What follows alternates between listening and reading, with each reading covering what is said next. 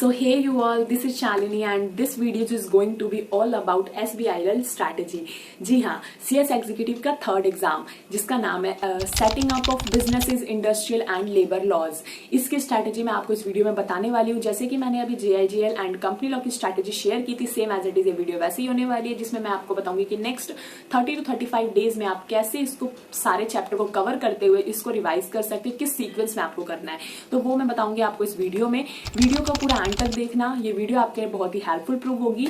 तो वीडियो में आगे बढ़ते हैं। तो जैसा कि अभी आपके लेक्चर्स एंड नोट्स जो भी बनाने हैं वो प्रिपेयर्ड हो गए होंगे, ऑब्वियस सी बात है अभी तक हो जाने चाहिए। अगर नहीं हुए हैं लेक्चर्स आपके कंप्लीट, तो अब आपको जो है लेक्चर पे ध्यान नहीं देना है। अब आपको जितना आपने किया है उसको ही अच्छी तरीके से रिवाइज करिए, क्योंकि अब आपके पास बहुत ही कम टाइम रह गया। लेक्चर ही लेते रह जाएंगे एंड तक तो आप रिवाइज बिल्कुल नहीं कर पाएंगे।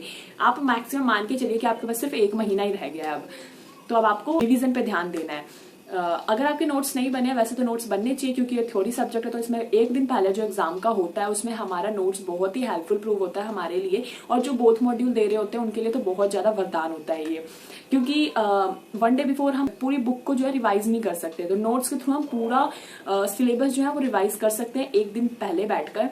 अगर आपने नहीं बनाया तो आप जो बुक स्टार्टिंग से यूज करते आ रहे हैं, जिससे आप फ्रेंडली हैं, उसी को यूज करें, किसी और बुक पे या नोट्स पे ना जाएं। तो अब बात कर लेते हैं SBIL की। तो फिर इसमें 2 पार्ट है आपके, जिसमें फर्स्ट पार्ट आपका 60 मार्क्स का है, जिसमें आपके 13 चैप्टर्स, एंड सेकंड पार्ट आपका 40 मार्क्स का है, जिसमें 7 चैप्टर्स है।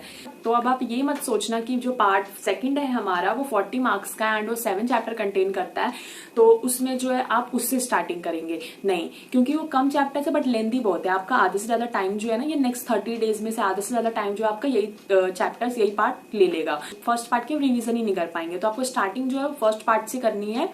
एंड इसमें भी मैं आपको सीक्वेंस बता देती हूँ कि आपको किससे स्टार्ट करना है। सबसे पहले आपको चैप्टर फर्स्ट करना है, फिर आपको चैप्टर सेकंड करना है, फिर आपको चैप्टर थर्ड करना है, फिर आपको चैप्टर 7 एंड देन चैप्टर 9 करना है। तो ये 5 चैप्टर जो है बहुत ही इंपॉर्टेंट चैप्टर है, ये आपको इनसे स्टार्टिंग करनी है। 5 चैप्टर्स कंप्लीट करने के बाद आपकी ग्रिप भी बहुत अच्छी बन जाएगी। देन आपके जब ये 5 चैप्टर्स कंप्लीट हो जाएंगे, जो इजी एंड बेसिक चैप्टर्स हैं, उनके बाद आपको आना है इंपॉर्टेंट चैप्टर पे, पार्ट फर्स्ट के इंपॉर्टेंट चैप्टर्स पे, जो कि है आपका chapter 4, chapter 13, chapter 8 and chapter 5। तो ये आपको करना है, इजी करना है आपको पहले, क्योंकि वो ज्यादा टाइम नहीं लेंगे। फिर आपको इंपॉर्टेंट पे आना है, ठीक है।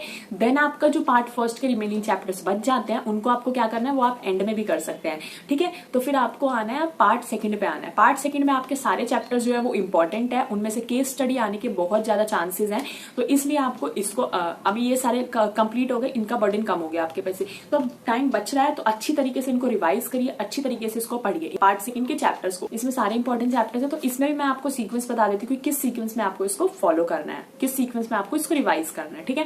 तो पहला आता है आपका चैप्टर 16, फिर आता है आपका चैप्टर 18, फिर आता है आपका चैप्टर 19, देन 20, देन 15, 14, 17। इस सीक्वेंस में आपको इसको रिवाइज करना है।